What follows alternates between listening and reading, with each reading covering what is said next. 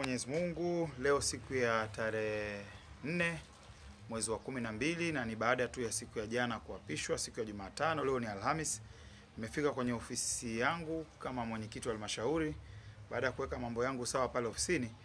Nikasema sasa nitoke nitembelee maeneo ambayo wananchi wetu wanapata huduma. Nilianzia kata Kazimzumbwi, nikasema ngoja niingie kwenye zahanati ya kata.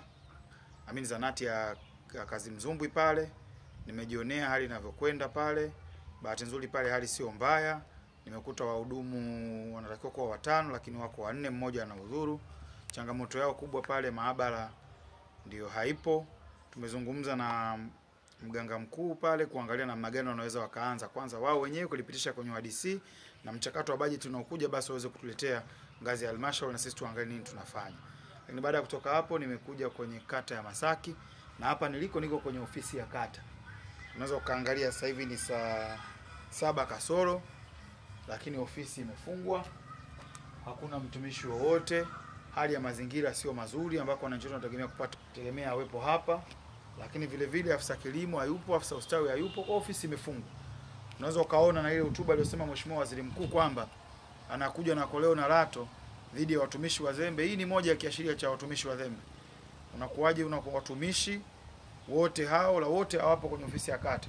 Kwa siku ya leo ambao mwananchi angeweza kupata huduma kwenye ofisi hii, maana yake amekosa huduma, amekosa haki zake ambazo mimi nasema hili ni uzembe.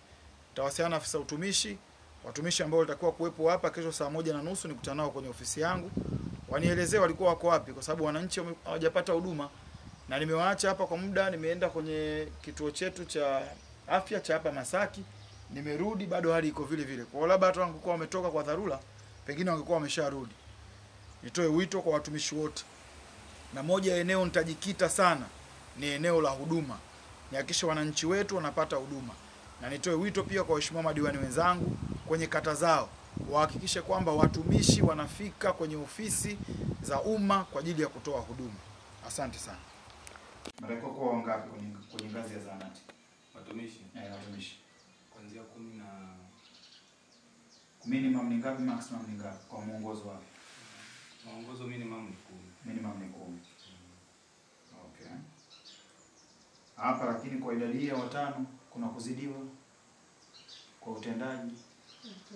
Mazingira hapa sisi tupo sawa japo kuna kada ambazo hapa hawapo. Okay. Hizo ndo changamoto ambazo kwa natamani kuzisikia. Okay. Maana tutakuwa mtu wa maabara. Kwa hatuna mtu wa maabara. Tutakuwa hapo mlinzi.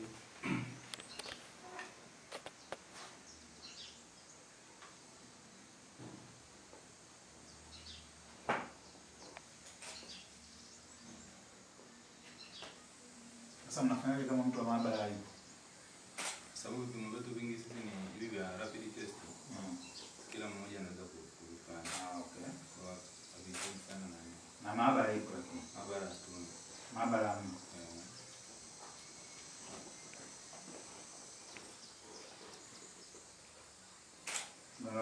umeshaliandikia kwenye WDC zenu mmejadili na mpango gani? Maana si mjumbe pia kwenye WDC. Ndio mjumbe. Kuhusu kutokana na ufinyu wa vyumba pia nayo kwa changamoto. Okay. Yaani jengo letu sisi leo tumejaribu kuligawagawa lakini bado inakuwa ni changamoto. Kuna nini?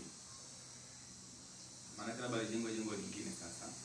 Ndio kwa na mpango gani kwenye WDC huko mmejadili, labda mipango ikoje? Budget tumemaliza, tuko tayari kwenye budget ya 2026. Mmewahi kulijadili labda kulipelekea kwa sio kulijadili kwa kweli.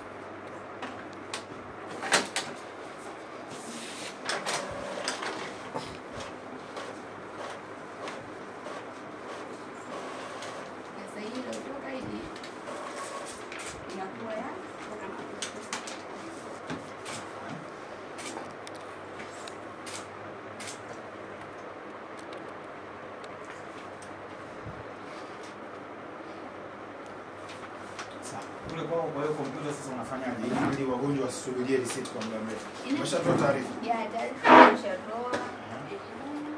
Umetoa kwa nani? Mfawidhi. Si ndio huyo tulikuwa tunamsubiri? Huduma zinakwenda vizuri? Kama sio vizuri mseme. Mimi nimekuja kusikia hapa zinakwendaje?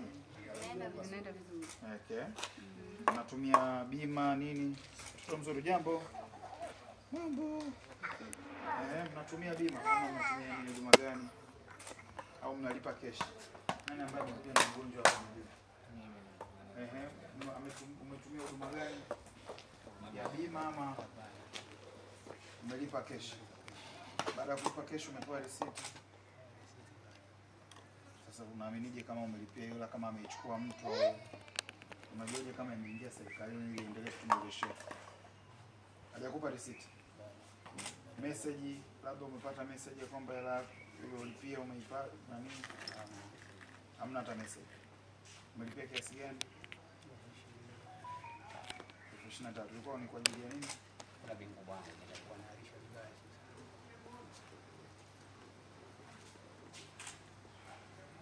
Anaitwa nani? Anaitwa Haruna Masuhudi Haruna Masuhudi. Masuhudi.